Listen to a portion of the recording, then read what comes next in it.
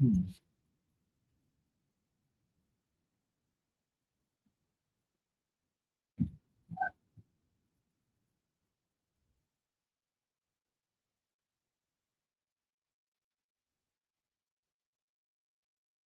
On for the crowd with every step forward. Yeah. Ooh. Yeah. Yeah. 15 years young, stepping into the game with a heart full of hope, but nothing feels the same. They were training them to win at any cost. In a world of shadows, innocence gets lost, ignoring the law.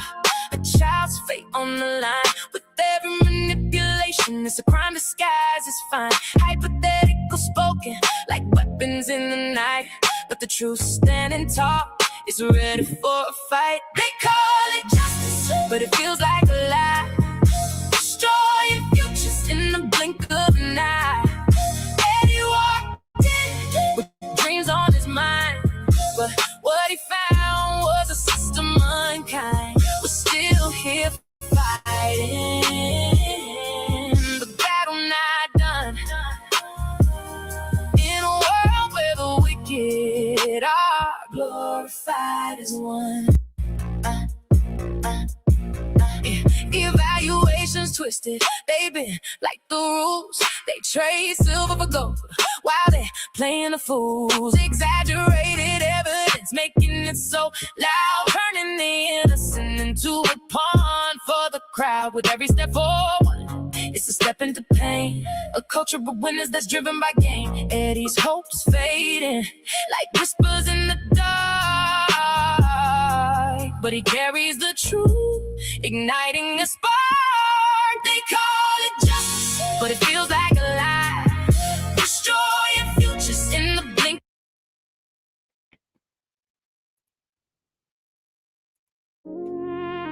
I have to play that again. I like that jam. It's a nice little one. It's a nice little joint, right? Yeah, thank you. Share it out. Share it out. I told everybody I was coming back on. I just had to. My computer was doing bad things. I tried to open something yesterday. It was an old story, Eddie O'Brien, right? I knew I shouldn't have opened it. What's going on, chat? No? 15 years young, stepping into the Back. game. Back. With a heart Check. full of hope, but nothing feels the Let's same. switch it up a little They were bit. training them to win at any cost. D.A. In a Wright, world of shadows, the architect of the innocence gets narrative, lost, ignoring the chaos. law. A child's fate on the line. With every manipulation, it's a crime disguised as fine. Hypothetical spoken, like weapons in the night. But the truth standing tall is ready for DNA a fight. live. They That's call a it justice, but it feels like a lie. Destroy your futures in the blink of an eye. Eddie walked in with dreams on his mind, but what he found was a system unkind. We're still here fighting, the battle not done. In a world where the wicked are glorified as one.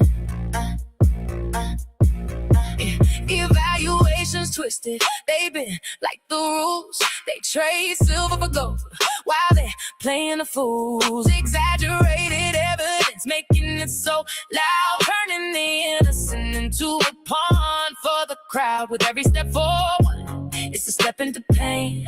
A culture of winners that's driven by gain. Eddie's hopes fading like whispers in the dark, but he carries the truth, igniting the spark.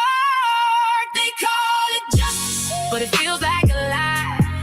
Destroy your futures in the blink of an eye.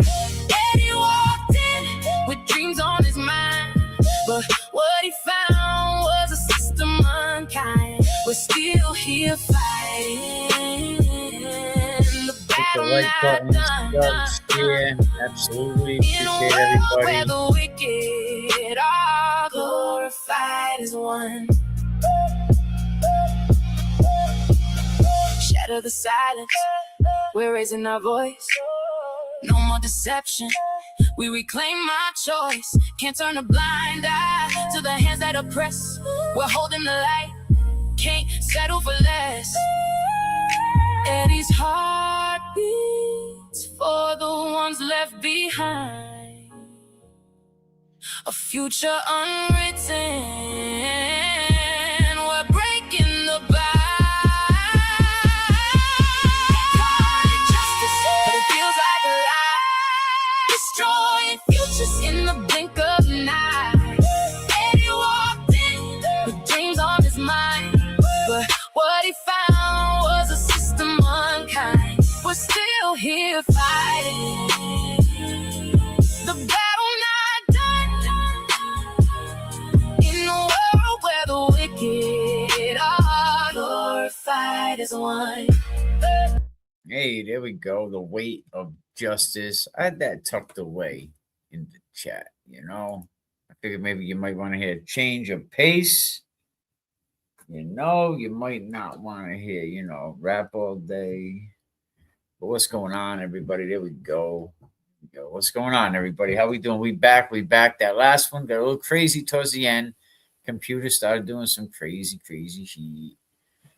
But I figured, let's talk, we talked about what the inconsistencies of Eddie, the inconsistencies of Adi. How about the inconsistencies of Tom freaking Riley? How about that guy? I got a feeling when he's on his judgment day, oh boy, they're gonna find it and blow it out of proportion, Riley. That's what they're gonna do for you. They're gonna find it and blow it out of proportion. But if we looked at the inconsistencies of this clown Riley, what are we gonna see? Yeah, I wasn't really talking, Miss Geraldine, so maybe that's why. Can you hear me now? All right, now I can. There you go. 'Cause I wasn't talking. You know, shout out to you. You know, wifey just brought me a cup of coffee. It's a good day off tonight. No delivering them nasty fuckery donuts. I get sick of looking at donuts. But I would love to quit my job and do this full time. Maybe soon. Maybe in like another year. I beg to say, if I didn't have a conviction, I could have probably definitely got a law degree. But today we're going to talk about a man, a super coward, that built a career on Law and Order, but couldn't keep his own story straight if you stapled it to his damn forehead. What do you guys think about Jojo Burho coming on the show? I'm thinking maybe tomorrow at noon. I just got to check and see if that's okay with him. Is everybody free tomorrow at noon? Yeah, it definitely is the new career. I mean, I started this 8 years ago. I actually have, I'm on Apple iTunes, but I don't upload to it really that often. Yeah, this is a new live. The other live kind of my computer got screwed up. I couldn't really do things the way I wanted to. Every time I would look for something, 100 screens would jump up on my, oh my God, what the hell? One of them, I swear it was Riley peeking in. But this is a new live. The other live is still there. But shout out to JoJo, man, like a real serious guy. I mean, somebody that knows Eddie. Somebody that loves the family, cares about the family. He stepped in and took care of them uncle responsibilities, Uncle JoJo. You know what I mean? And when you do the research on JoJo, he's a serious dude, man. He's a serious hitter. You know what I mean? He's somebody that has a lot of respect. Yeah, Tom Riley just wanted to sit in a big boy's chair the AGs at a 15-year-old's expense. And how is this hard for people to believe? I understand that, switching up kind of the narrative and kind of saying, well, what if, but, and I can understand why, the O'Brien family don't want to hear, they don't want to hear that. And that's why I think before I really like dove into this, I wanted to be sure. You know what I mean? Am I team Eddie? Did Eddie do it? But I remember the system back in the 90s. Like I said, I remember what was happening to the kids. They were being political trophies. That was funny what Jay Brill said, man, a trophy. I jumped out when Jay Brill came into the chat.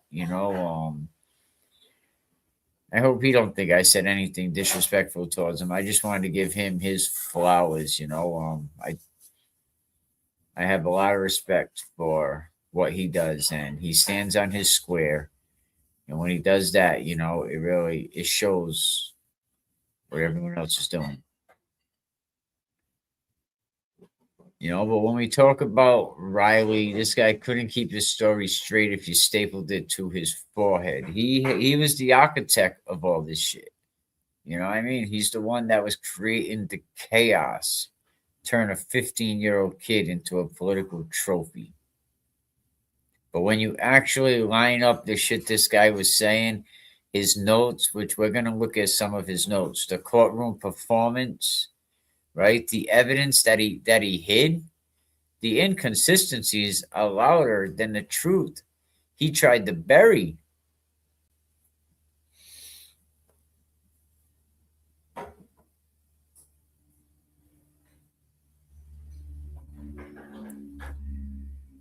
You know what I mean? Bigger than the truth. You know what I mean? That he tried to bury.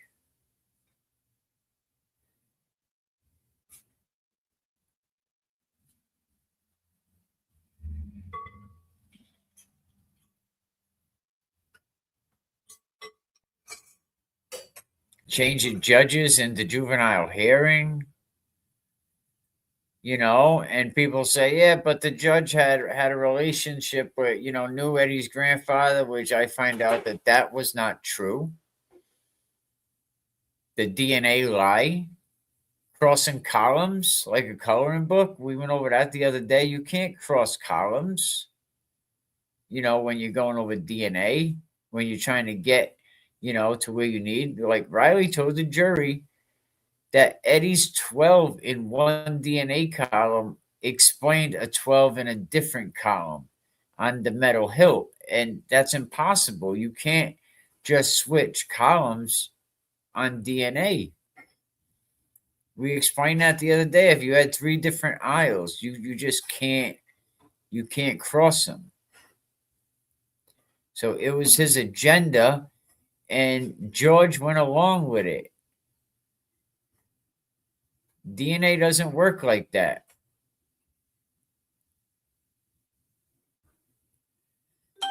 Yeah, so Guilty Galley was good friends with Tom Riley on that case. So, what's good for one is good for the other.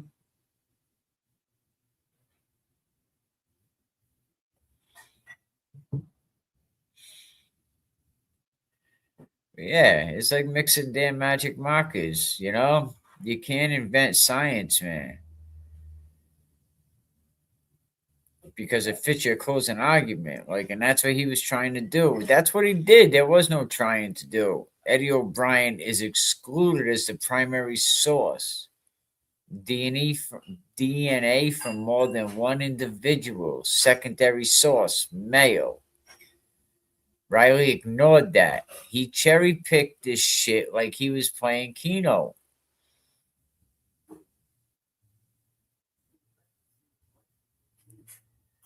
The stairwell attack. He knew and he hid that. Riley's own handwritten notes, right? 3 separate times. They say that, right? The initial attack on the stairway. But in court, he pretended the attack happened where? Where did he say the attack happened?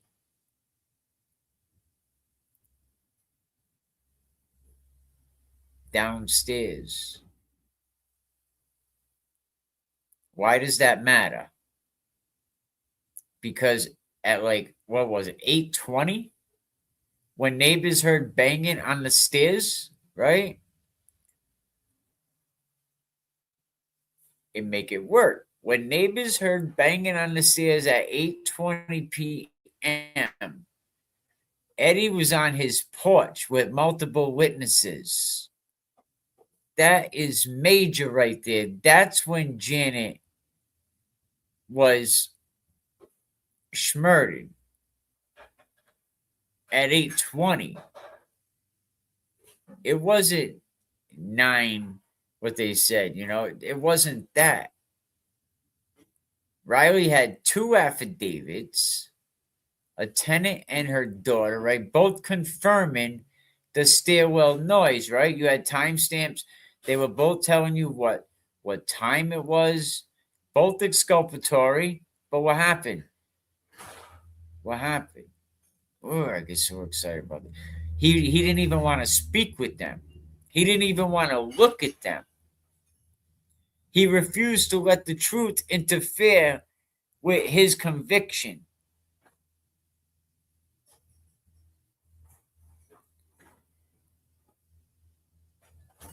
How about build the monster first? Oh, yeah, let's build the monster first, find the facts later. This is in his own notes.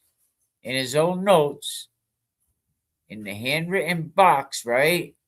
This is what Riley wrote. Reverse profile it. Working backwards. Reverse profile it. Are you serious?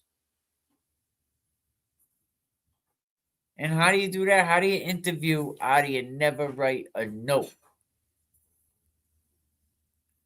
But reverse profile it. That means, right? Find the bad guy, right? Then remember the movie with Tupac and Belushi when they got the bum and they charged him with murder. You know what I mean? And he was like, "Say, do you remember? Remember, find create the villain, right? So it's a reverse profile. You work backwards. You create the bad guy, then find anything to make him fit it, and that's what he did. Blow it out of proportion. That's exactly what he did. It wasn't evidence. It wasn't based on evidence, based on a narrative, and that's not profiling.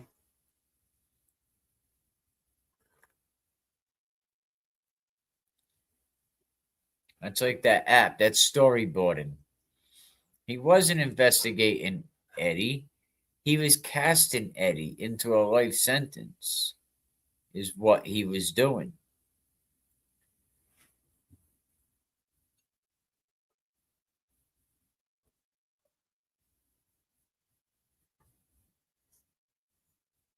Oh, look at that from Nova Scotia. When I started to read it, I thought it was like some kind of, bot or something. But imagine that. Mr. Keep It Real from Nova Scotia. Welcome from Nova Scotia. Appreciate it, man. Grab yourself a membership. You get, membership. Grab yourself a membership. Everyone grab a membership. If you don't have a membership, you should have one by now. Wish I could stay for the live. Gotta head to work. Hope everyone has a fantastic Friday. Free Eddie. Hello, Canada. I knew a battle rapper out there, Pat Stay, but unfortunately, he lost his life trying to protect somebody.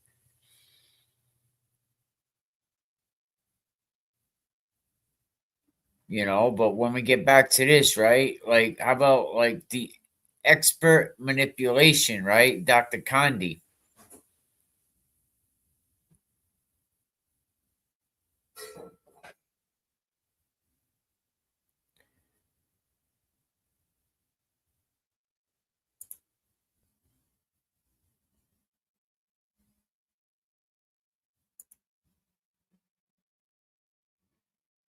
Dr. Condi. Go about it hypothetically, find the dirt, blow it out of proportion. This is how he used Dr. Condi, not as a friggin' evaluator.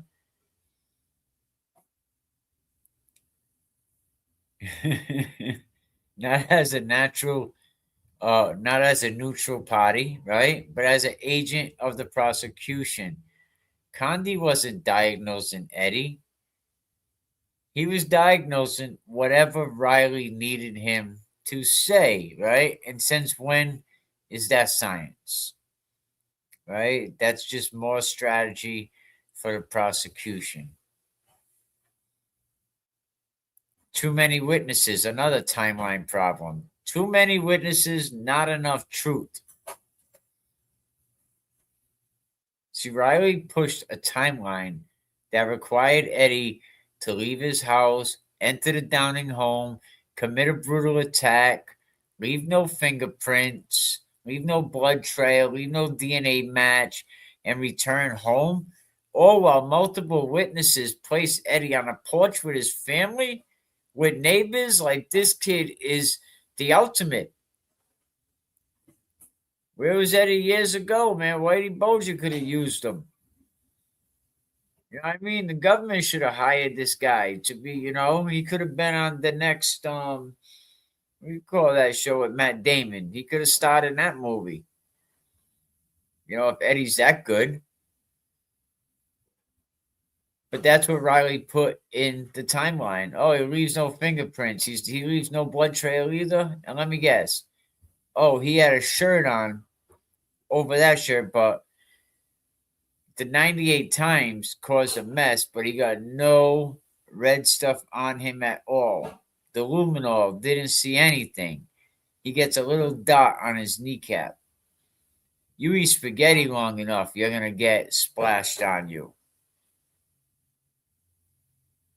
So, with multiple witnesses placing Eddie on the porch, Eddie's with his family, there's neighbors out there, kids eating popsicles, right? At 8:20, Eddie got a time. He's there. He has an alibi at 8:30. Has an alibi 8:50. He's good to go. 9:10. Really, Riley, the timeline collapsed under his own weight if he would have had a reputable attorney.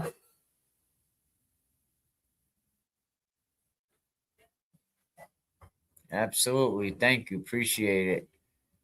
Salute Nova Scotia.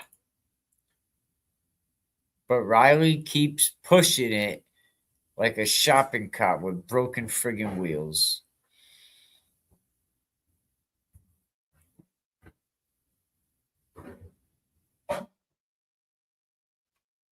When Riley started, his questions style, when you read it, you see it's manipulative. His own notes tell you that. They warn you that he's going to be manipulative. Hypotheticals. If you can't get a fact, this is how you lead a witness. This is how you plant ideas. This is what Riley's notes said. This is how you turn teenagers into storytellers. All this stuff was written down. These notes alone should get Eddie a reversal. Paul and Ryan Downing's statement, that changed more than the friggin' weather. And Riley used every version that helped him and ignored every version that didn't.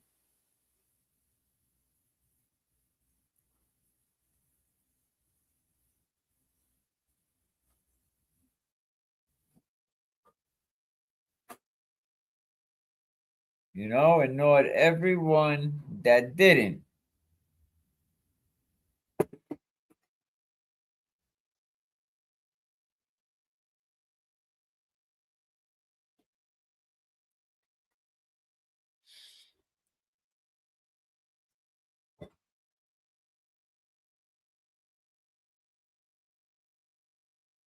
Like, so what, like, so the prosecutor is like writing down on these notes, this is how you lead witnesses.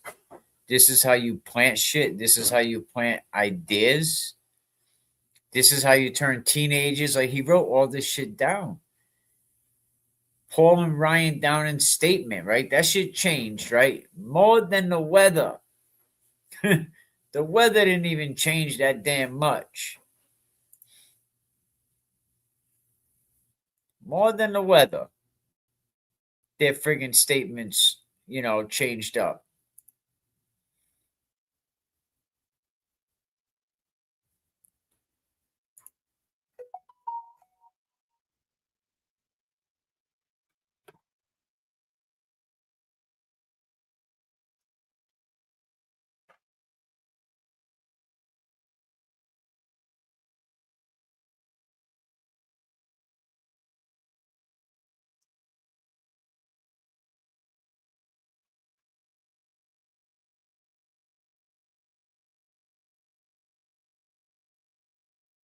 More than the weather. But if you look at Paul and Ryan Downing's statement, right?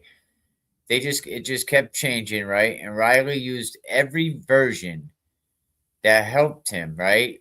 And ignored every version that didn't. When you start looking at the actual facts and you stop reading all that propaganda that you're hearing out there, stop reading all them stupid magazines, them old news articles that Riley's reporters pushed. Stop reading that shit. That stuff was put out there for a reason by reporters that was under Riley. Pay attention to these handwritten, his training notes from his office. Stay safe. Find it, blow it out of proportion. It's not our job. No legal basis. Go hypothetically. All shit that a prosecutor shouldn't say. Documents that were placed like this wasn't justice. It's a playbook.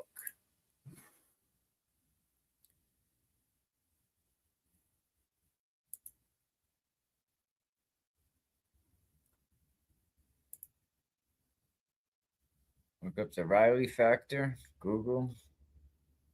But ain't that a show? But I will. Um, Eddie was a target.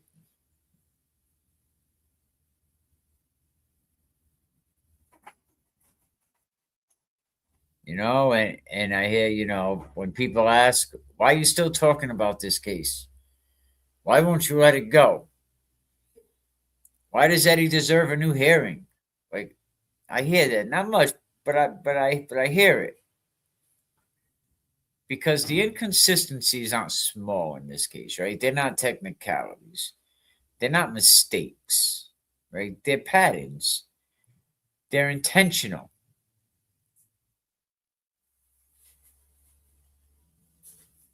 Okay, 1 second. They're intentional, they're documented, and they're the reason a 15-year-old kid lost his life to a system that cared more about headlines than the truth.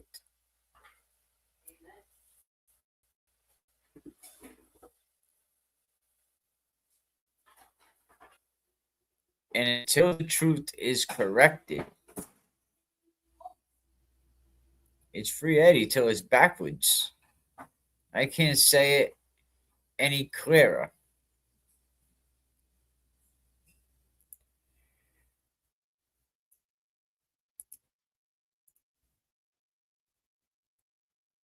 It has to be free Eddie.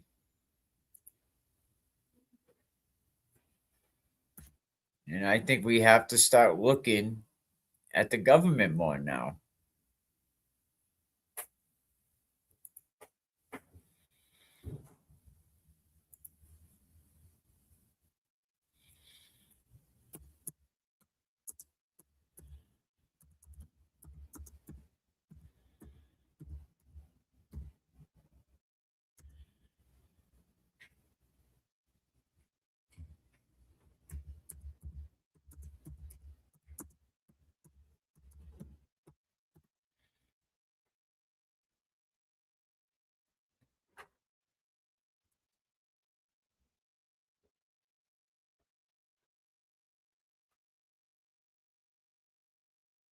like the DNA magic trick, you know, the column crossing. He stopped testing because if he tested anymore, he would show that he charged the wrong guy.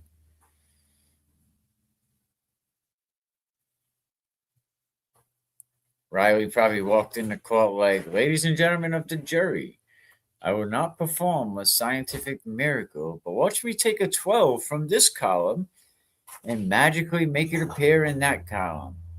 Like, dude, stop it. You can't cross DNA columns like you're filling out a Suzuki puzzle at Duncan, and you know that.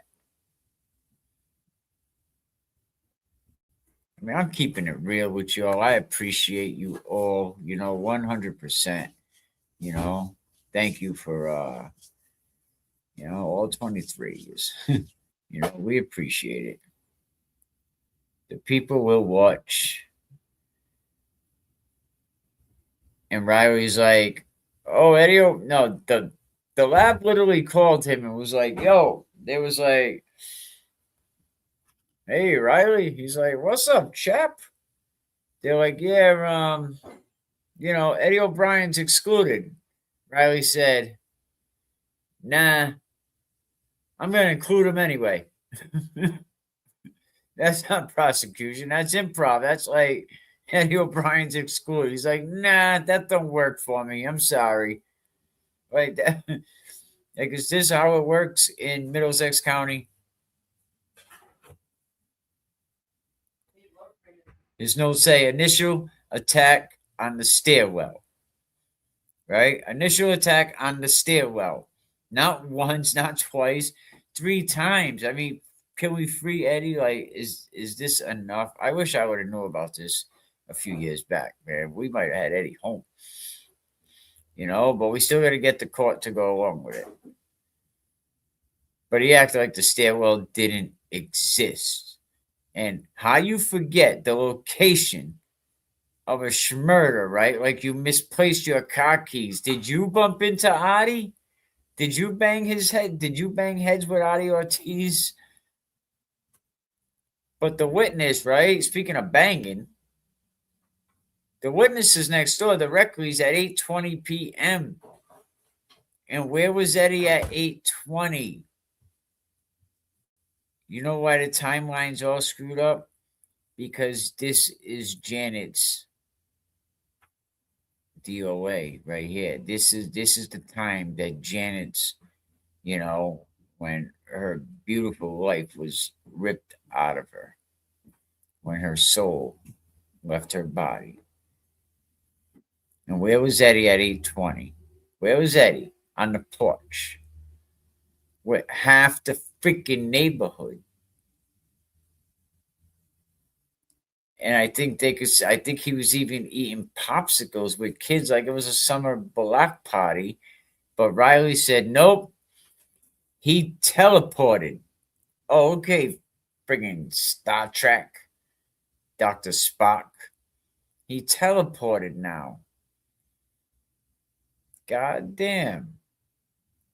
If you don't listen, right? He teleported, you know? And what about building the monster first? Build the monster first, find facts later. You want to work backwards? Really? Like, that's basically already deciding that he's guilty. Now, let me build a personality to match. Like, that's just what Riley did. And I know if Riley's listening right now, he's like, holy shit, this kid's good. He's like, mother effer, this kid is good. I mean, that's a build a bear for your ass right there. He didn't investigate Eddie the Teddy. He assembled Eddie. He built his own bear.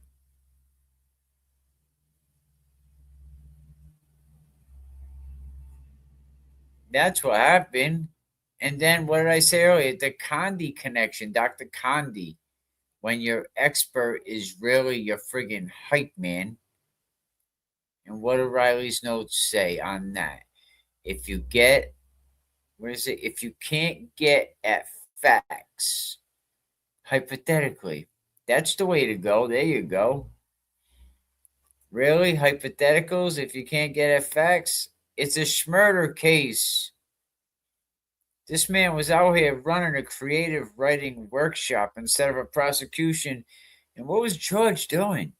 What was Eddie's attorney doing? Playing tic tac toe. We found out. Margot Nash told us. He was playing tic tac toe with Eddie.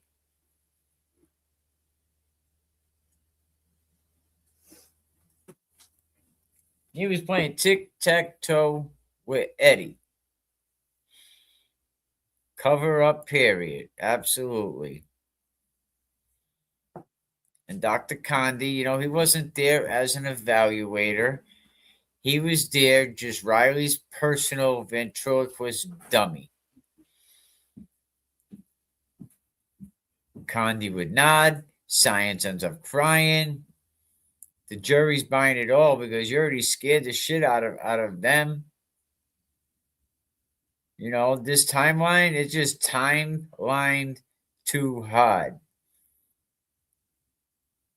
You were doing a little much, Riley.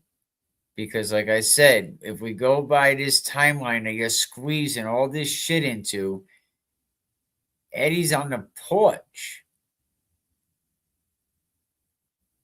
But no, you want to put him in the house, be outside again, commit a schmurder, leave no prints, no DNA, no blood, return home, jump a fence, all by being seen by a bunch of people? Let's not just say a bunch of people and be lazy, right? All by being seen by who? His dad. His dad seen him. We got our Free Eddie shirt on, shout out, but who's seen him? His dad seen him, because we don't want to be lazy. His sister's seen him, right? His neighbor's seen him. Michelle, Cameron, I think it was. The kids eating the damn popsicle seen him. And let's not forget the witnesses at 9:10 that said they seen him on the porch and he helped him with his kid. And about at 9:30. I mean, so Riley's timeline got some holes. More holes than a block of Swiss cheese.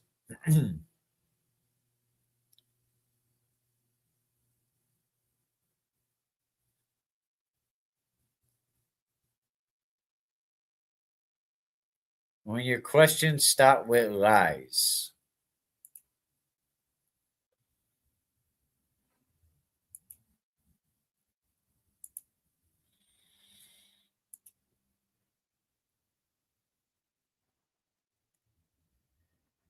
When your questions end up starting with all these friggin' lies.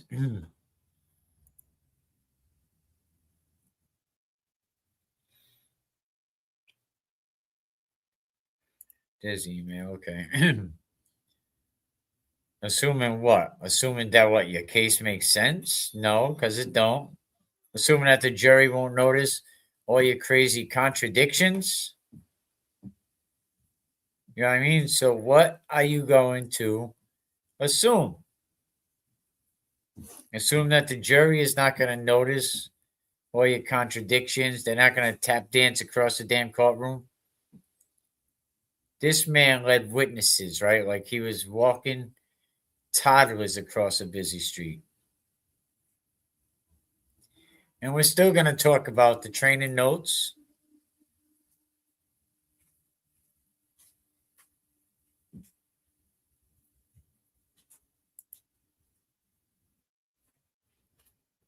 If you're looking at the training notes, excuse me,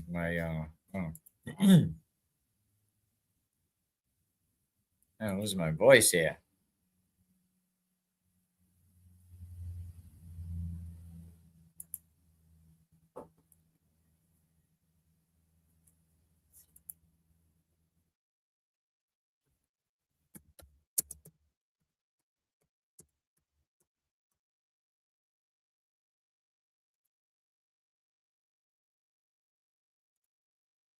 My bad. I had to send out the email, let some people know that we're back on live.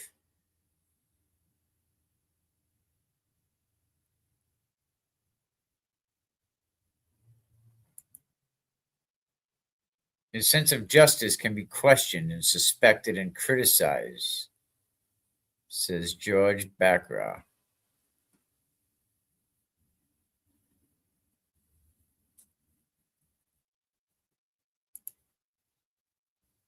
Shout out everybody that has the Eddie O'Brien, free Eddie O'Brien t-shirt on.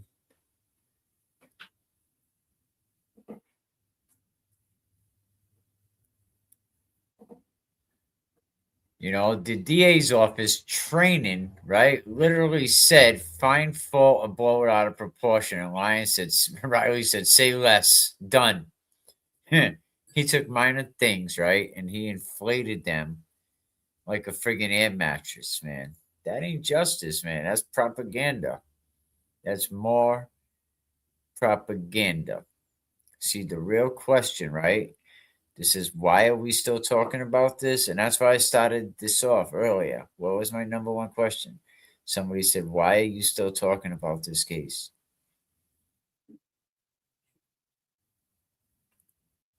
Right? Why are we still talking about this case? So when people ask you, why are you still covering this case or talking about this case? Or how come you won't let it go? Why'd you steal this case? Or why does Eddie deserve a new hearing? You know, big shout out to Freebird, you know. Appreciate the analogies. Truth back home. Mowing grass will wait. DA is supposed to find truth, not hide truth. We know what he did with his political agenda. He should not have been on the case. I should be out there cutting my grass as well, actually, since it stopped raining. But George was an attorney, professor at Boston University, and a politician. You have to go over there to Google and check out the Riley factor. It has an interesting thing, which we're going to bring it up in a little bit. But, so they're going to ask, why does Eddie deserve a new hearing? Because the contradictions ain't small, right? Because this is not a freaking accident. They're not misunderstanding, right? They're patterns. This is all intentional and it's all documented, right? And the reason a 15-year-old kid lost his life to a man who couldn't keep his own story straight. And until the truth is corrected, it's free Eddie till it's backwards. You know what I mean? And there shouldn't be anything else to say about it. You know what I mean? It should be free Eddie all day, every day. You know what I mean? Eddie should be out. That second transfer hearing should have never went on. And what? All right, that's not our job, really? That's not your job. We're here to protect children, are we not? No matter who you are, we should be. You're supposed to be a mandated report. We're supposed to protect children at 15 years old. And what do? We set them up. You know what I mean? We set the guy up. And I don't see how that is okay.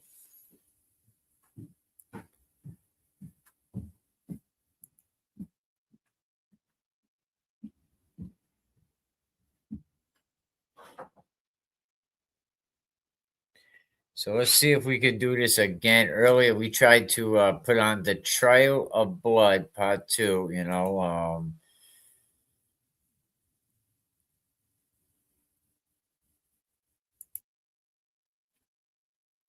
There we go. Here we go. So we're going to check some of this out.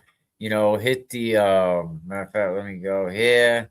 Hit the subscribe button. I really appreciate it. Hit the like button. Grab yourself a membership if you don't have one because, you know,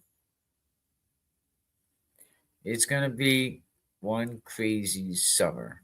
So let's get into this.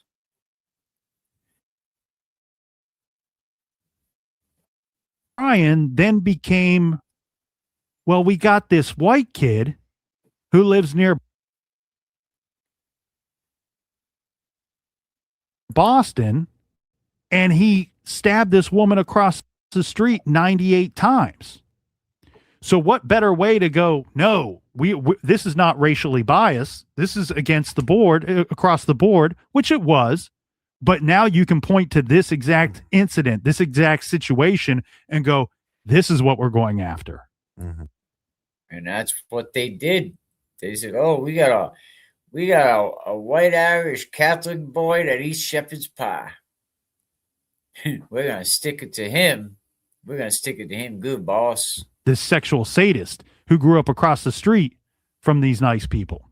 So what we have here, Captain, is once we are at trial, you have the prosecution who's going to have to present the theory to the jury and walk the jury hand in hand along the way down the path and point to evidence that convinces them of their theory, that says, you know what, we believe this happened because we have this piece of evidence to support that portion of our theory. And we're going to walk you all the way from step A all the way to step Z, and then you're going to give us a guilty conviction afterwards. Mm-hmm. They say that Eddie O'Brien was obsessed with Janet Downing, that he became obsessed with her, that he was watching her, and he was asking unusual questions about Janet Downing. And that was proof.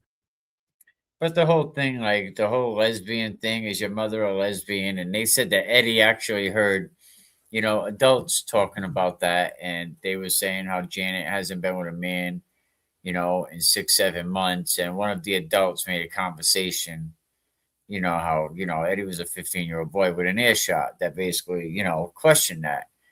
And Eddie repeated that. But Eddie didn't, it was Paul about the undressing.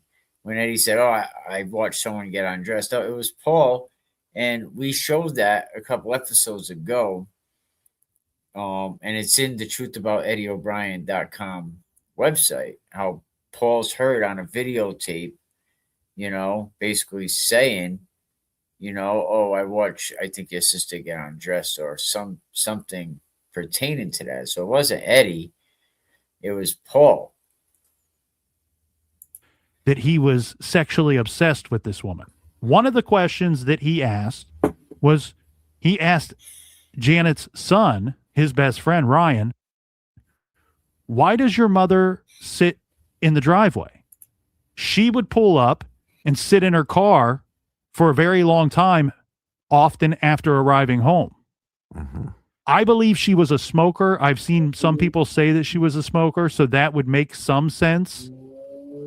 What the prosecution did to support this, he's obsessed with her, is they had 4 different people testify that Eddie O'Brien asked, why does she sit in the driveway for a long period of time in her car?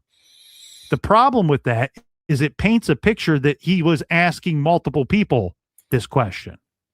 The truth of it is, but is that odd? Why do you sit in your car? I mean, sometimes I'll sit in my car or listen to a podcast or listen to something or finish an episode. But is that really odd that Eddie said, "Hey, your mom kind of be sitting over there in the driveway. Like, what is she doing in her car?" He's probably rolling one. He asked this question to Ryan in front of a group of people. Right. So you have multiple people testifying over and over again to the same thing, but really it's only from one incident. He didn't ask multiple people multiple times. It happened once. And further, it's not that weird of a question. Well, there were other people that testified that they had the same discussion with other people. Other neighbors wondered why she sat in the driveway for a long period of time. Sometimes back in the day, I'd be listening to NPR and I'd get home and NPR would have another 10, 15 minutes left. And it's like, well, I'll just sit here, finish the show. Howard Stern has made me a victim of sitting in a parking spot or in my driveway for years now. I got to stay on until the commercial break. Yeah. So hold up a sign that says no flicky flicky and you'll be fine. What they think is going on, this is interesting too. Did he ask any other questions? Yes, he did ask if he asked Ryan if Janet was a lesbian. And that seems like a very bizarre question to ask. I think it sounds like an immature question. He's 15. Yeah. And we did have a person who testified that said she had a discussion with Big Ed, with Eddie's father. Mm-hmm. Here it is. And they were talking about Janet Downing. Mind you, these people, they practically live on their front porches in the summertime. They're all friends. They all know each other. Mm-hmm. They can all see each other's business. And these two people were saying, Big Ed and this woman were commenting on how Janet had not had a male companion since the divorce between her and her husband. Yeah. But one of the adults posed the question to the other, maybe she's a lesbian. Yeah, or maybe it just takes her some time. Maybe she's raising these 4 kids by herself and she just doesn't have the time to go try to find where this plays into, look, the prosecution's going to point out that this is a big deal that Eddie O'Brien asked this question. It's not a big deal because of the testimony of this woman who says Eddie O'Brien was in the room and overheard this conversation between 2 adults. So him being a child, probably thought, well, maybe there's some merit to it. And he asked his friend, who happens to be the son of this woman, is your mother a lesbian? It's one of those things that on the surface, it seems bizarre. When you read that in the paper, it seems bizarre that Eddie O'Brien would ask this. But then when you get the full story, his dad and other people saying some stuff and maybe some rumors around town. And he said, I'm going to ask my friend. So that day, the day that Janet Downing was murdered, the prosecution points out one thing, that Eddie is at the home and he learns that the kitchen door to the home is broken. The way that this works is that if you were to turn the doorknob on either side, either on the outside or the inside, it does not operate the door. His friend explains to Eddie that because of, the purpose of security, we added a deadbolt.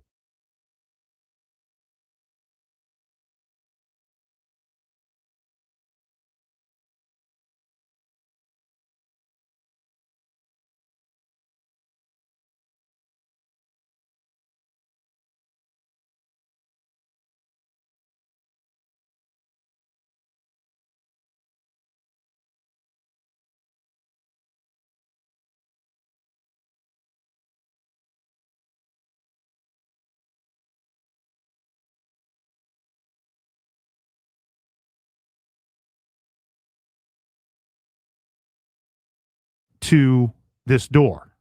That same day, Eddie, remember, he goes into the den and sees Janet Downing sleeping on the couch.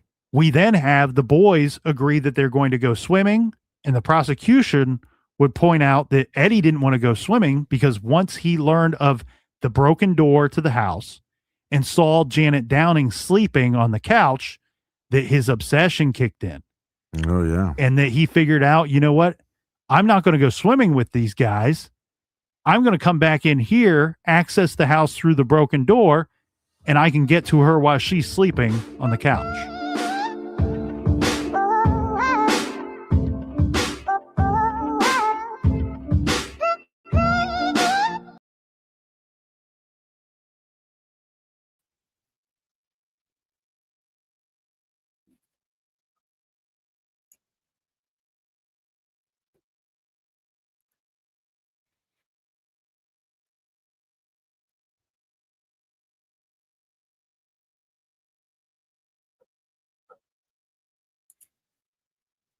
Three separate eyewitnesses who saw Eddie O'Brien fleeing from the Downey house, fleeing the scene.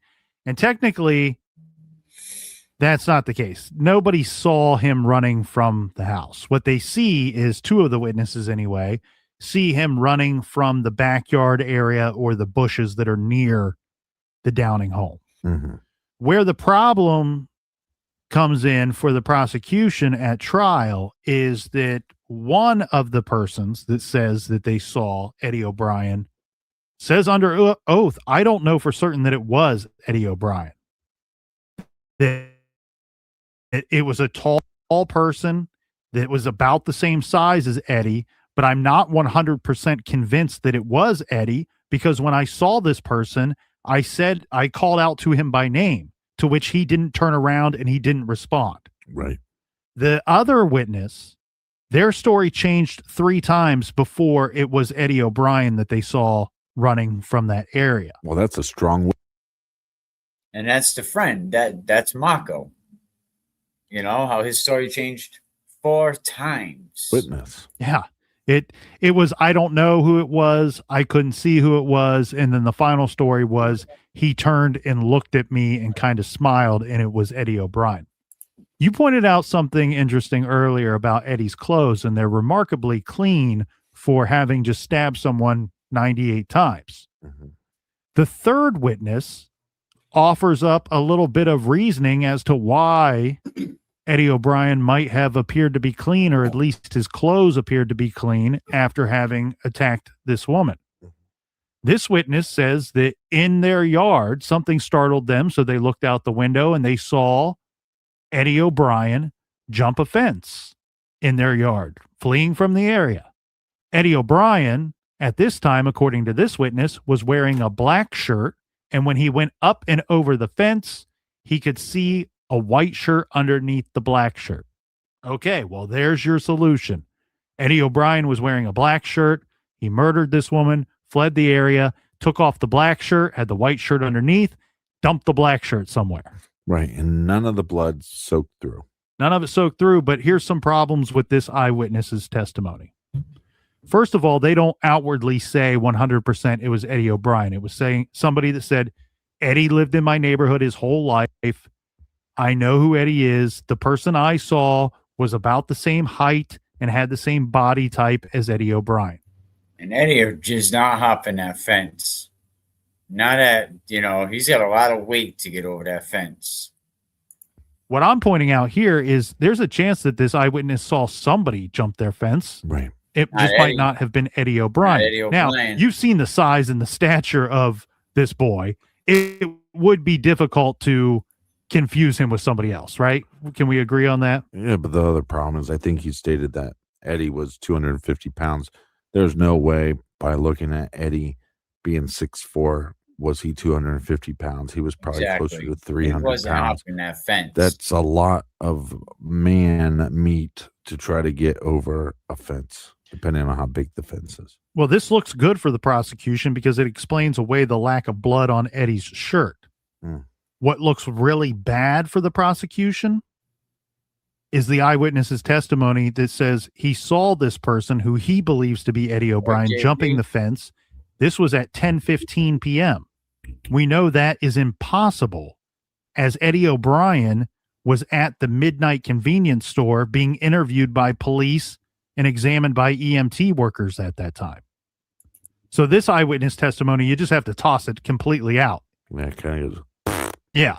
If you saw somebody, man, it was not Eddie O'Brien, because I have police and EMTs that will say he was down at Union Square in this convenience store. Yeah, but all these changing stories of the eyewitnesses, it would have to make a jury or a judge start thinking that the prosecution is finding people that are just willing to say anything. Yeah, but what I like about this testimony by 2 of the eyewitnesses, the ones that it could be possibly Eddie O'Brien that they saw, is this. Yeah, but what I like about this testimony by 2 of the eyewitnesses, the ones that it could be possibly Eddie O'Brien that they saw, is this actually, in my mind, works out in Eddie's favor. It doesn't work out in the prosecution's favor, because Eddie O'Brien has already said, yes, I was at the scene that night. Right. I went into the home, and then I fled out the back door at the cellar door. I crashed into the bushes, and then I ran down Hamlet Street. Where it looks good for Eddie O'Brien is these witnesses say that it was at 9:20 p.m. Eddie O'Brien and 3 witnesses say that he was at his home at 9:15 and went across the street immediately to the Downing home and then saw what was going on. His life was threatened, and then he left the area. Why that looks good for him? You mean to tell me that in the course of simply 5 minutes, just 5 minutes, Eddie O'Brien managed to somehow get into the home, leave no sign of a forced entry, brutally attack Janet Downing, drag her from the den where she's sleeping or believed to have been sleeping into the living room, and during all of this stabbing her 98 times? Oh, can you say that again? Get into the home. 5 minutes, Eddie, in the course of simply 5 minutes, just 5 minutes, Eddie O'Brien managed to somehow get into the home, leave no sign of a forced entry, brutally attack Janet Downing, drag her from the den where she's sleeping or believed to have been sleeping into the living room, and during all of this stabbing her 98 times. All of it that. Seems a little difficult for that to be done. And then 98 times, like in 5 minutes, this is what he did. Hopped the fence like a friggin' ninja, changed his clothes, you know.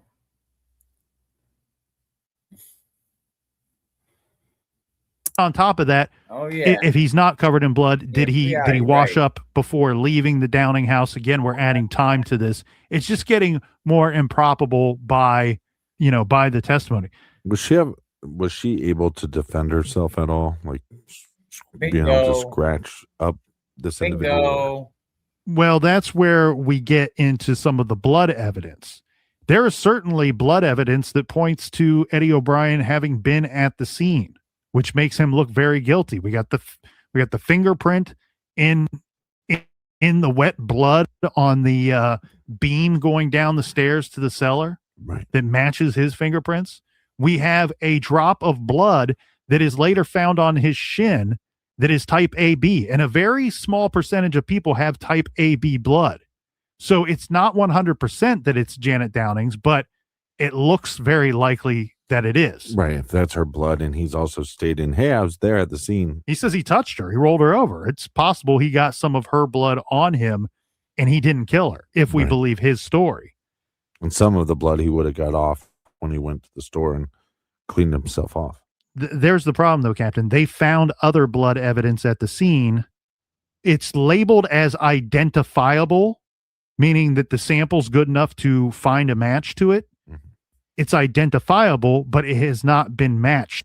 How do you not get reasonable doubt out of this case? It's like juries are like, I don't know, man. Like, I got no faith in the jury system. I have no faith in the jury system. I may take a chance with a judge, depending on that judge. To anybody. It's not been tested against anybody other than Eddie O'Brien. Right. It's not like they rounded up 10, 12, 15 suspects and tested all their blood and said, we've cleared you. Well, that goes back to people's complaints about this case of law enforcement locking into him too early or too quickly. I think the issue is not so much too early. It's the wording that I struggle with, because you're absolutely right. It is locking in on him. Not only is he our number one suspect, but nobody else could have possibly have done this. We're only going to look for to build our case against Eddie O'Brien. And I'll tell you what, man, I don't really fault the police. I don't fault the Somerville police for that. I fault the prosecution, because the police, their job is to collect evidence, to collect facts, make an arrest, hand it off to the prosecutor, and then the prosecutor just. And you see what Robert just said? That he had a white shirt on, right? And no blood. So even if he did put a black shirt over it, right? Like they said, oh, he changed his clothes. He had a black shirt on. All right, even if he did, let's say he did, for the sake of argument, right? Let's say he did have a black shirt on. And after he does a ninja somersault over the fence, God bless him. He was at least 300 pounds at that time. Takes his shirt off. You got to still have splatter. Blood's going to soak through. If you're saying his hands were so slippery, the knife, A cut like that, your boy should have bled everywhere.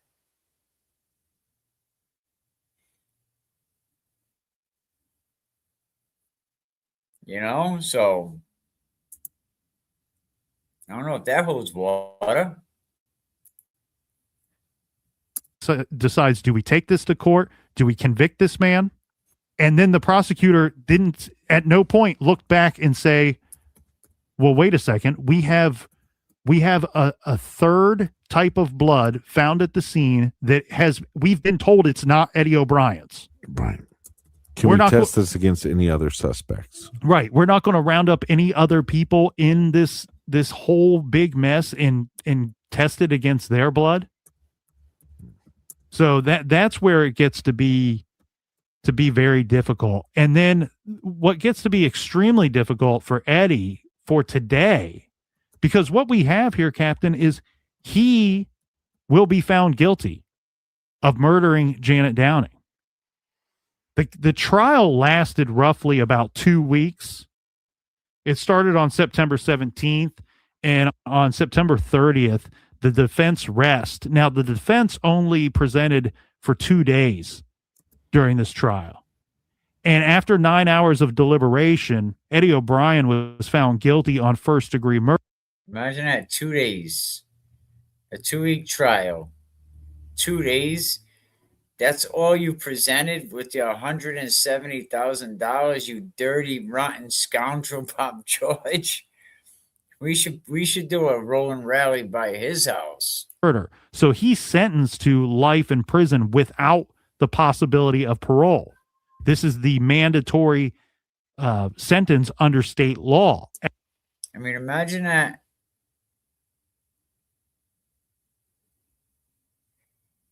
And when we look at this, we know the Commonwealth hoped you never looked at it too closely. The blood, that is, right?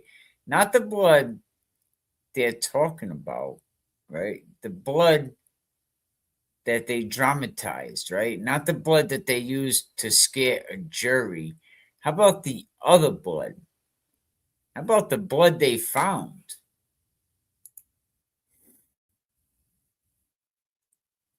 How about the blood they found? Where the freak was the blood you guys documented from? How about the blood you took pictures of and the blood you never tested? I mean, let's get into that. Let's talk about that. Shout out Zip with the Drip. Let's talk about that. The blood trail that didn't belong to Eddie. Let's talk about that. Because in the video, True Crime Garage, they're walking us through the scene. The stairs, the hallway, the dining room, and what do we see? It's everywhere. But here's the part they don't want to talk about. Some of the blood didn't match Eddie. It didn't match Janet. So who's it belong to? So we're not gonna look any farther? No, we got this kid. We good. We're all set. We're getting popsicles tonight. Really? Instead of testing it, instead of comparing it, right? Instead of just doing the bare friggin' minimum, right? You clowns of forensic science. What did the Commonwealth say? Nah, we good. Who does that shit? Who finds unknown blood at a murder scene and says, let's pretend this shit don't exist? Who does that?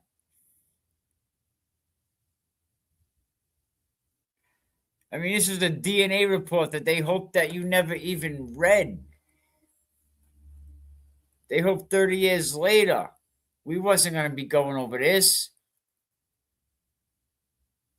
The lab report that was buried until 3 weeks before the trial. Come on.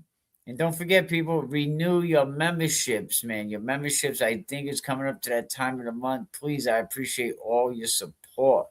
If you got a free membership, I hope you're rocking with me. Renew your membership. Really, really appreciate it. If you can't, we understand. You know what I mean? Keep coming back and maybe you earn another free membership. You know, but people judge young people who are much bigger than their age, and that was another big problem. I've seen it repeatedly, definitely used against poor Eddie. My husband is a gentle giant. I'm the mama. Nanny bear to fear. Yo, absolutely, man. My wife the same way. My mother too. My mom, we don't want to play with her. And I'm the big softy. Who is that? Someone running for attorney general. There's someone is Thomas Riley. We have a sign that I bought. I found that these people were selling their house, and it said, "If mama ain't happy, ain't no one happy." And it goes like above, it goes above the porch outside when you walk onto the. It's wooden. They carved it out of wood. I have it hanging in my garage. I used to have the race cars in there. And it said, "If mama ain't happy, ain't no one happy." Absolutely. But the lab report that was buried, what, 3 weeks before the trial? People, I'm giving you facts. I'm trying to give you the information as it comes. We're not reading no hit pieces. You know what I mean? We're reading actual evidence. And that is the DNA under them fingernails.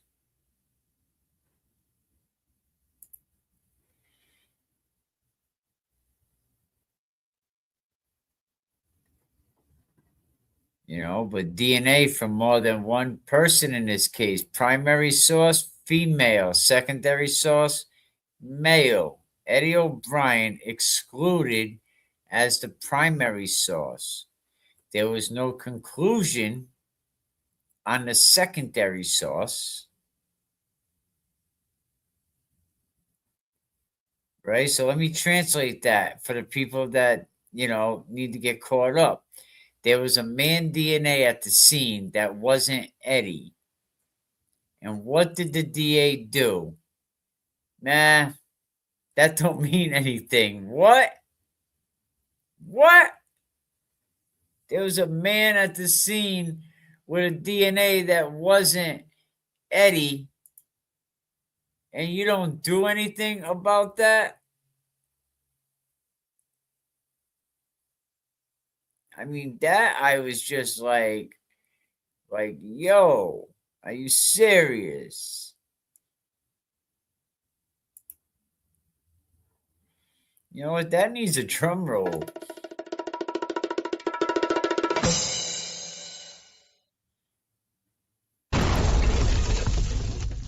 Yeah, blow that up. DA did nothing. They didn't test the Downings. They didn't test the friends. They didn't test people who were in and out of that house. Definitely grab them goals, get them goals going. I appreciate that. I think we only have 10 goals up there, and it all goes back into the platform, and if you can't do that and you want to use the Cash App or you want to use Venmo at Can We Keep It Real? One word. We really appreciate you. Shout out to Joseph Burpo back in the building. 10 samples didn't match Eddie. They didn't test the people whose story changed every 30 freaking minutes. They tested Eddie. And when he didn't match, they was like, it's all right. Don't worry about it. Just keep going. Bob George didn't care about shit. Yo, you heard what they said. 2 days. 2 days, Bob George. 2 friggin' days? Damn, that Bob George needs to be dealt with. He was doing Riley's work too. Shit. He wasn't doing right by Eddie. He did nothing.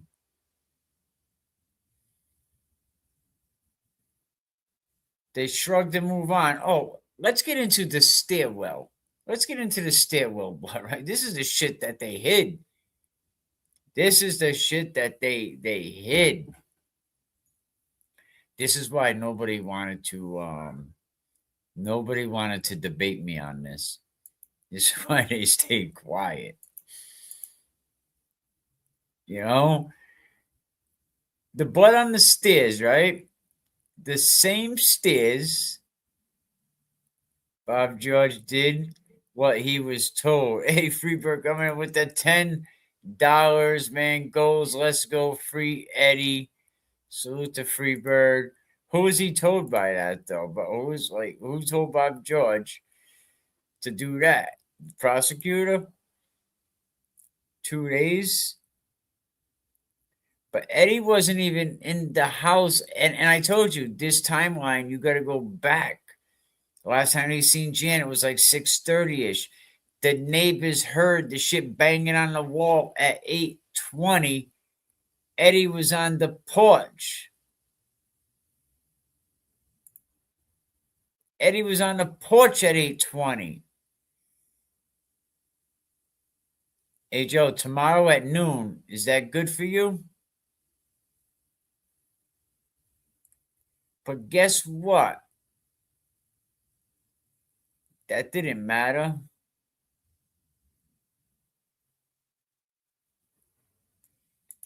And what about a cat? Was there a cat in the house?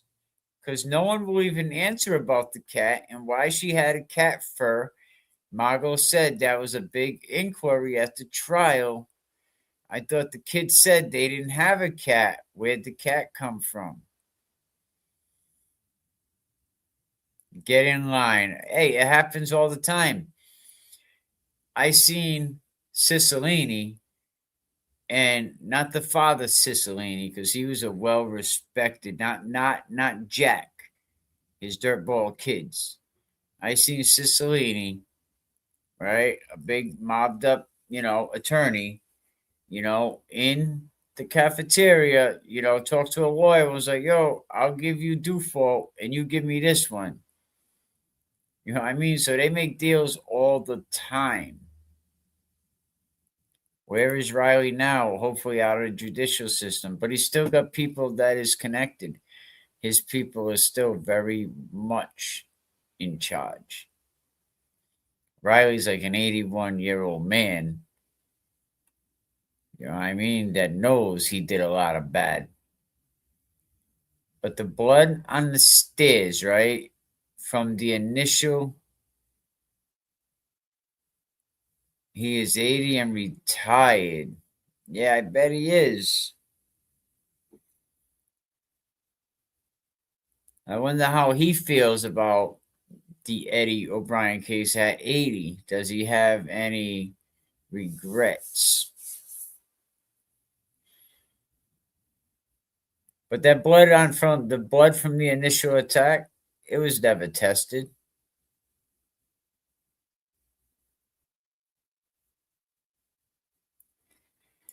Yeah, shout out to Freebird. She says it straight up. There was also human hair that they didn't test on Janet also. Both cat hair and human hair.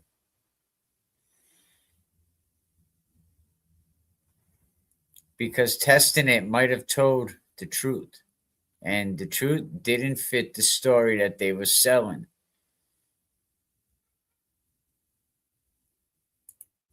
And the DNA on the hilt was not Eddie's. Yeah, Freebird knows this case pretty good too.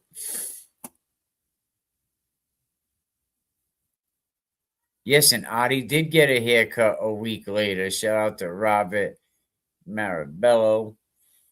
Shout out to you.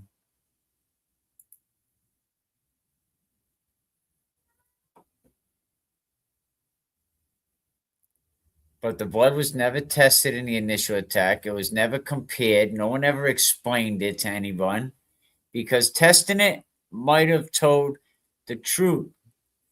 Look, this is the kind of case that keeps you up at night. and I say this a lot, like, this is my night, and this case keeps me up. When I get out of work, I can't wait to get over here, get on the computer. Wifey's talking to me, and I run in the house. Okay. I don't hear anything she says.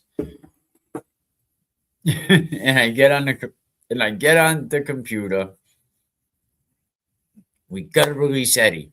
We gotta get Eddie released. Time's critical. Time is absolutely critical. Eddie needs to be released. We need to get Eddie the hell out. See, and here's the thing about the blood, right? Blood don't lie. It doesn't lie.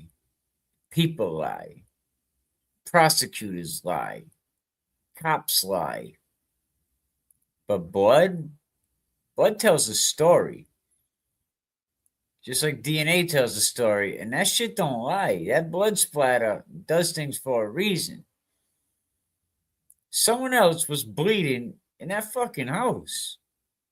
Excuse my language. Riley Note said, stop testing if it, yes. And when they called and said, it's not Eddie, I told you how that call went down. They said, hey, that blood, yeah, right, yeah, it's not Eddie. I was like, fuck that. Don't test no one else. Don't worry about it. He said, hell no, excuse my language. you know? He said, stop testing that shit right now.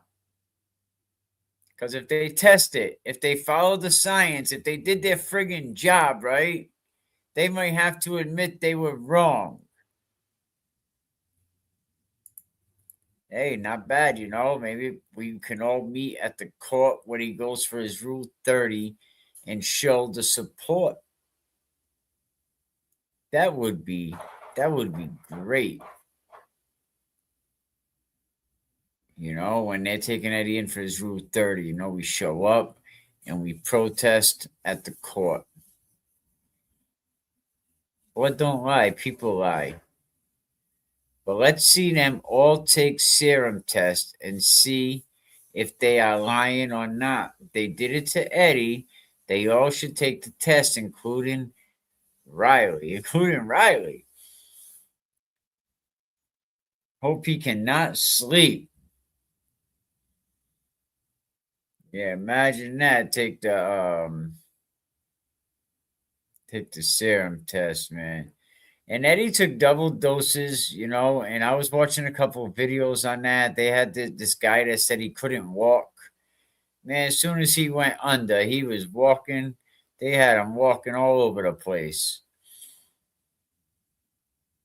But if they did their job, if they followed the friggin' science, where would the court be for Eddie? That's a good question. Joe, where's that motion going to be filed?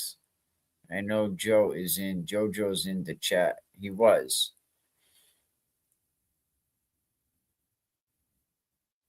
Like his lame excuse before, no room. We can all take up all the seats so Adi can have another excuse. Yeah, he'll have to stay out in the hallway while you sit there with the family. Maybe they probably don't even want him sitting there.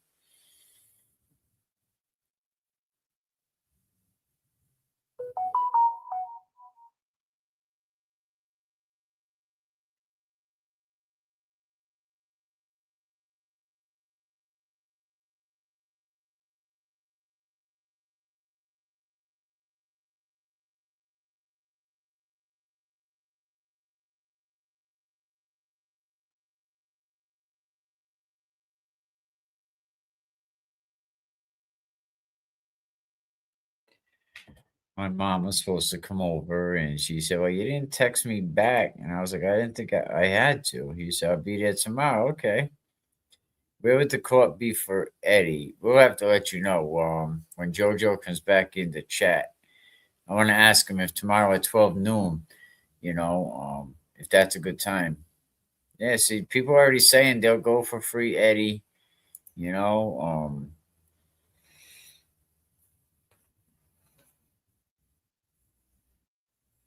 We know Jay Brill is gonna be there. I'm sure Jay Brill's gonna be there. But somebody else in that house was definitely bleeding. They might want to figure that out. They weren't about to let a 15-year-old kid ruin their conviction rate And how about this? Right before that, they had what? 7 unsolved schmurders? 7. But when you see the trial, right, the stains, the patterns, remember this: every drop of blood is a receipt.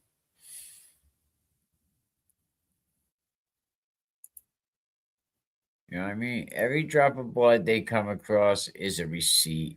Every smear is a clue. You know, every untested sample, the Commonwealth refuses to freaking answer.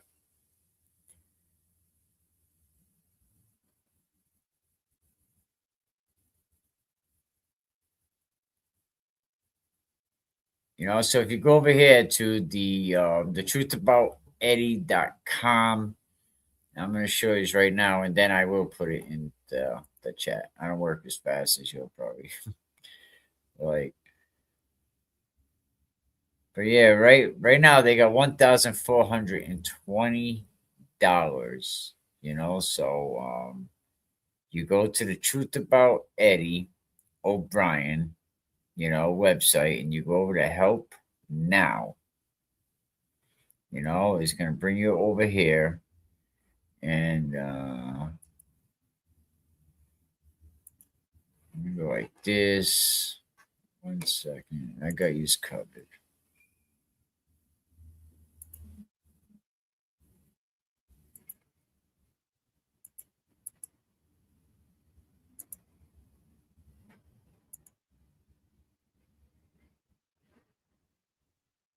There it is, right there. The Truth About Eddie. Truthabouteddieobrien.com, and you go to the help section, which that link should bring you right to the help section, and you can go through the prompts, and you can make your donation, and you can help Eddie and his family, you know, with the legal fund. You know, it's going to bring you over here, support the fight, you know, and you go to give, you know, and then it's going to bring you over here to the donate page, and you donate to seeking the exoneration,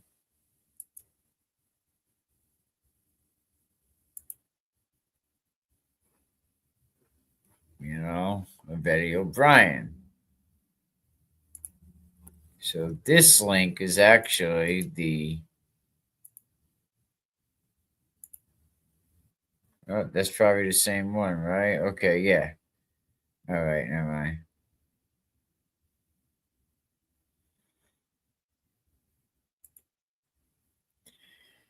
Click on view, you will see the comments. I shouted you out. Thank you. I will do that right now. Let me go over there.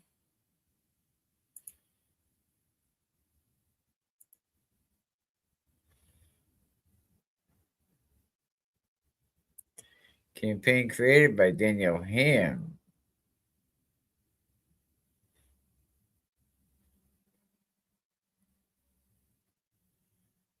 There it is, $100. Here we go. We'll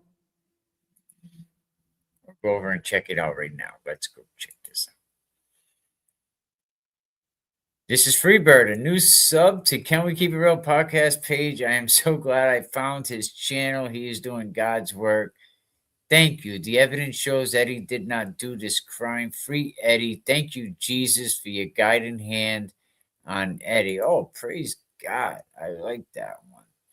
An anonymous $50 banger. Bring Eddie home. Justice has not been served. It's beyond time for law enforcement to get it right. Soon there will be true justice. We are supporting you, dear divine Redeemer. We come before you to lift up those who are trapped behind bars for crimes they did not commit and set them free with the truth. I like that.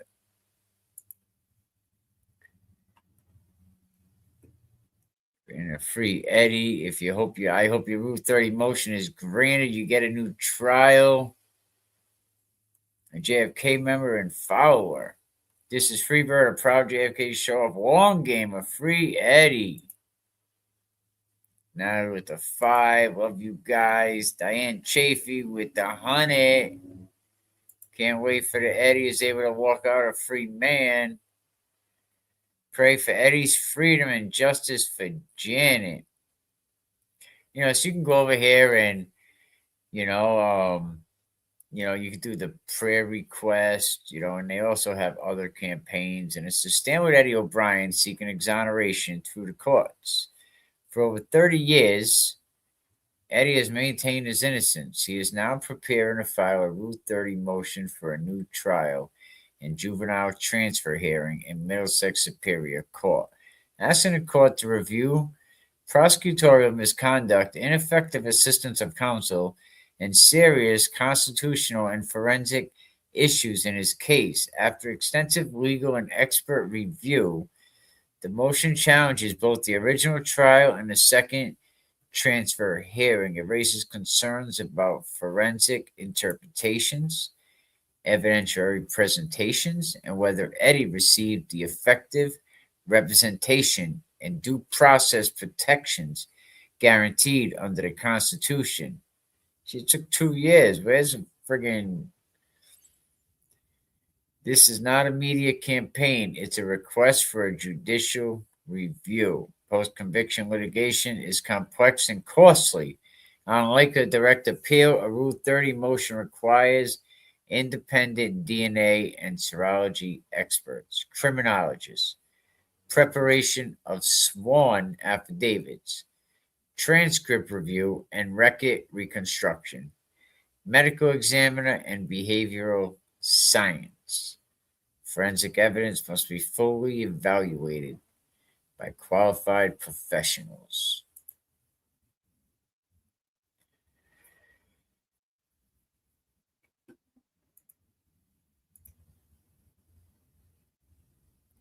All right, people, man. That's another hour and a half. I'm kind of a little beat. I gotta get a couple hours rest. I'm gonna try to come back on later. The truth is in the blood. So every drop is definitely a receipt. But go over there and give. Give. I just put it in the chat. So you can go over there and check that out.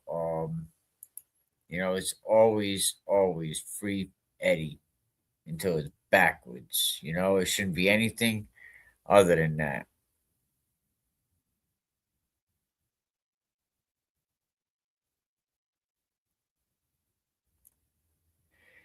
Here we go. Let me go here.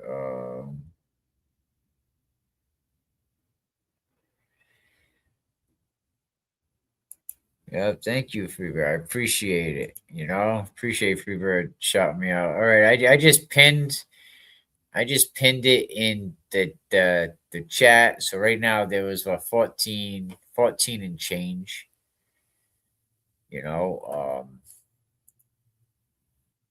Yeah, and the give send go. Yeah, go over there, if you can. Great stream, Mike chat. Thank you for all. Absolutely. Thank you everybody, man. You all are a blessing. I'm glad I decided to come back outside. You know what I mean? And get involved in the, exoneration and truth for Eddie O'Brien, among other people. We got a lot to talk about. The Harriet Tubman project, shout out to Sherry, and tomorrow about noon, we should have Joseph on. I'm gonna confirm that noontime is good. So yeah, definitely donate. I'll most likely be back on a little bit later. Appreciate everybody. Free Eddie until it's backwards. Thank you, Freebird, for your blessings, man. You're just as much of a blessing to a lot of creators. Thank you. Thank you for the shirt. Free Eddie, absolutely. Thank you, Miss G. We'll see. We'll talk to JoJo tomorrow. That should be interesting. I'm gonna get some great questions together, and maybe you guys got some questions that you could put in the chat or on the replay that we should ask JoJo. You have 21 people in here. Don't make us choose.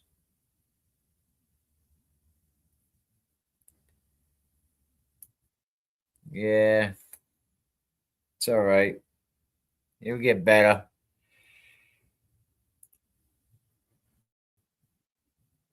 It'll get better. But yeah, we appreciate everybody. You know what I mean? Free Eddie all day. We definitely appreciate everybody.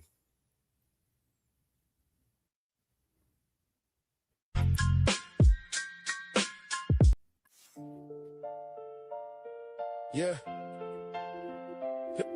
Yeah, he should've.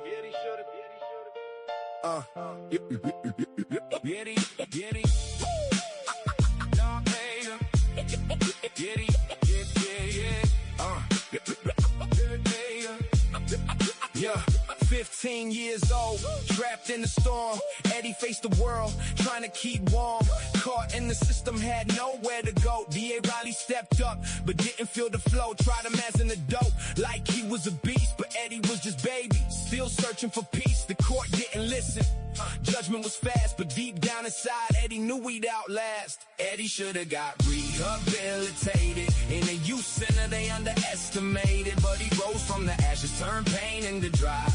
Changed policies, kept the hope alive. Riley thought he drowned, thought he'd get crushed. But that young heart post never lost that rush. Locked up in a cell, thought he wouldn't survive. But Eddie found the strength to help others thrive. So he spoke up for those who couldn't be heard. Gave a voice to the voiceless, spitting truth with his words. Redefined the prison, made the system rethink. From broken to whole, he showed them their link. Eddie should've got rehabilitated. In a youth center, they underestimated. But he rose from the ashes, turned pain into drive. Changed policies, kept the hope alive. Maybe it's fate, maybe it's a plan. Sent to light the way, like a guiding hand. God's designed to minister the broken souls. Eddie walked the path, made the system whole. From the dark of despair to the light of the truth. Eddie's life story, the wisdom of youth. Changed the laws, brought awareness to the game. Now prison standing tall, never feeling the same. So when you see a kid with a troubled past, remember Eddie's fight, how he rose from the crash. He's more than a case, he's a beacon of light, proving every single day that wrong can turn right. Eddie should've got rehabilitated. In the youth center, they underestimated. But he rose from the ashes, turned pain into drive. Changed policies, kept the hope alive. So here's to Eddie, breaking every chain. From a victim of the system to breaking the rain. Maybe he was fate, a godsend in disguise. Changing prison lives, giving hope to the wise.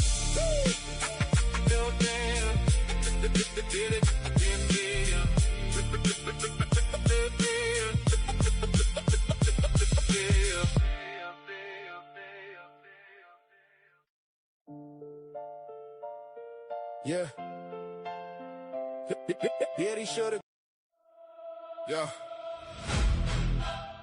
Yeah. Them the tree they tried to bury. Yeah. I'm the storm, yeah. I'm the storm they tried to bottle. The truth they tried to drown. 15 years old, they threw a king's weight on a child's crown. But I rise like a riot, like a siren in the night. And I'm calling out the dude who's been ducking the light.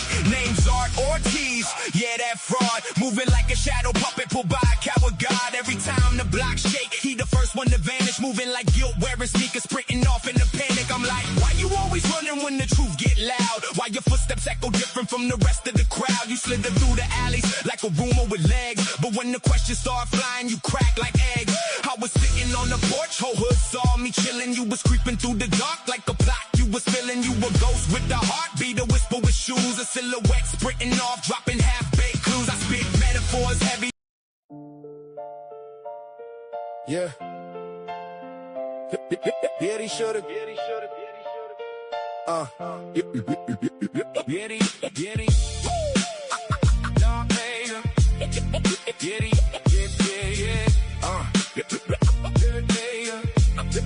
Yeah, 15 19 years old, trapped in the storm.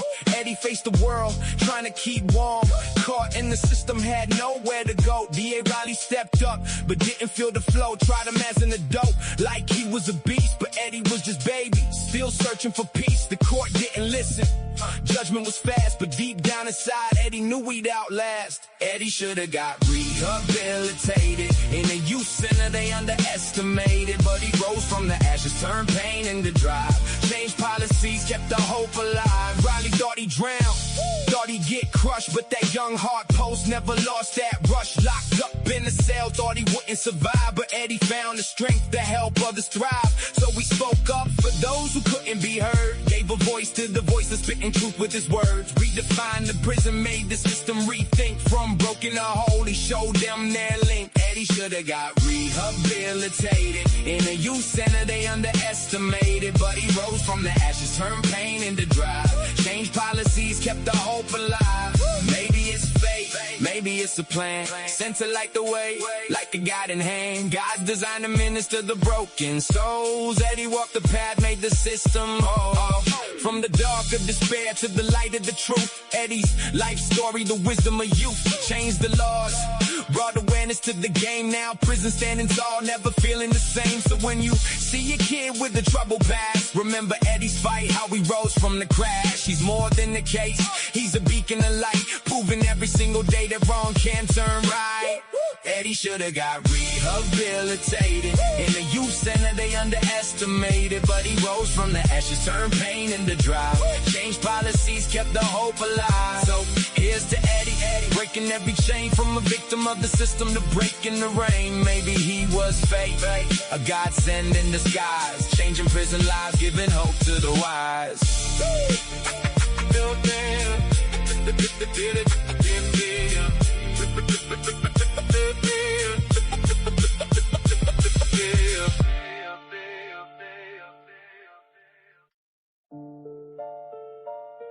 Yeah.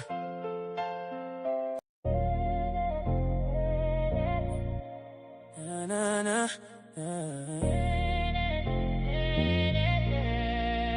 yeah. Left my house feeling good, sun shining bright. So Tony G on the porch, just a casual sight. But then I glanced down his door, wide ajar. I had to check it out, my heart racing like a car. I stepped into the entrance, felt the chill of the night. Heard some noise from within, never thought it felt so right. With the creak of the door, darkness felt like a wave. What I saw left me frozen, man, I couldn't be brave. You can charge me, but I'm not guilty. Caught in the moment, life's a little filthy. Wasn't ready for the shadows lurking near, but I hold my ground, got nothing to fear. I called out to Janet, but silence gripped my throat. My instincts kicked in hard like I'm on a tightrope. Bend down to shake a heart pounding like a drum. But what I saw next made me feel so numb. Blood on the floor like a canvas dread. Thoughts racing through my mind, what happened? Where's she dead? Caught in the scene like an actor in a play, hoping that somehow I could just walk away.